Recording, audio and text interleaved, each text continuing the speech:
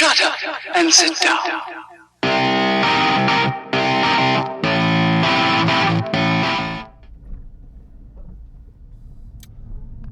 I want to talk about an experience I had today involving electric cars. I went to meet up with a friend today who's bought a nice property in Colwyn Bay. He's moved from the Midlands. He used to live in Colwyn Bay and moved to the Midlands with his job, and now he's retired. He's moved back, and we decided we'd go for a walk. So we walked down onto the promenade in Colwyn Bay,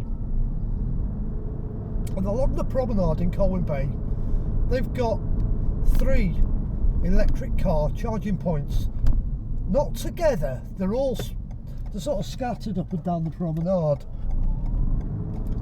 and there was nobody at one of the charging points because there was a cover over it saying due to lack of electric on the electricity grid, the charger was out of action. The next one wasn't working, it was broken.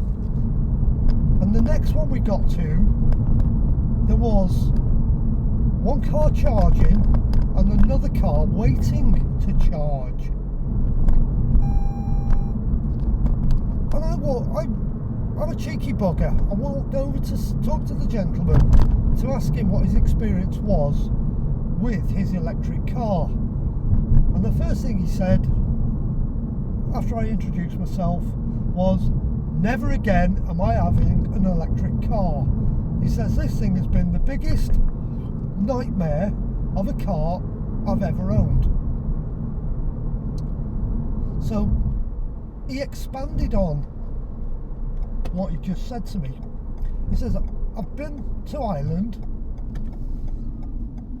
I wasn't charging in Ireland because I didn't need charge. I had about 40% of my battery left," he says, "and the infrastructure over there is just as crap as everywhere else in the country, and it was amazingly expensive."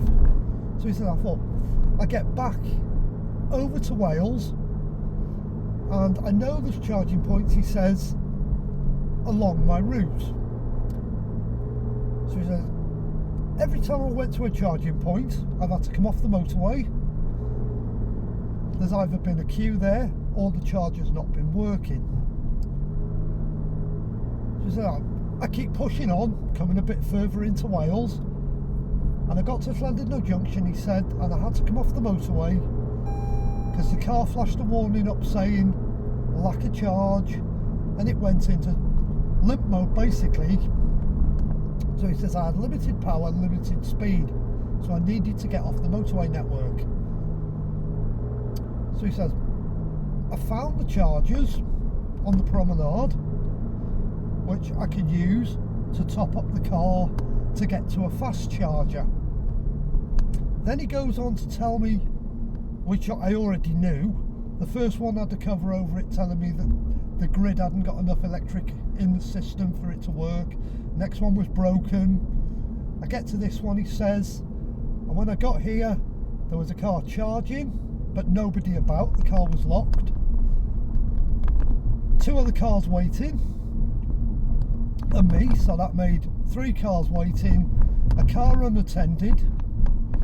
The guy didn't turn up for half an hour," he says, "unplugged his car and went, so the next guy charged up.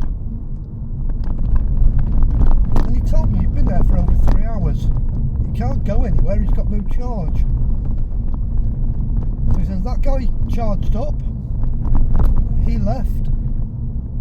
The guy here now is charging, he's got about half an hour to go before he gets enough charge in his car so he can do what I want to do and get onto the motorway network, find a fast charger so he can get home. I need to put 80% in my car," he says, "to get back to Manchester." So he said, "I've got to wait for this gentleman now. Then I'm going to be here for another hour and 20 minutes charging to 80% before I can carry on with my journey. So he says that's like 4.5 hours, not including going to all the other charges I've been to. So he says I've probably added 5 hours onto my journey.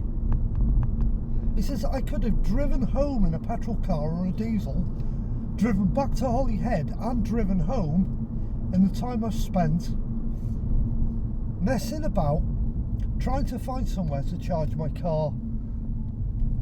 And he says I want rid of this car, I want out of the lease, but I've signed a 3-year deal. I'm 12 months into the lease. He says I've already been back to see if I can get out of my lease, but because of the value of electric cars and how they're dropping like a stone, he says I'd have to lay 10 grand in just to get rid of the car. So I'm stuck with this car, he says, for another 2 years, and all this anxiety and all this grief. And he says I've had enough of it.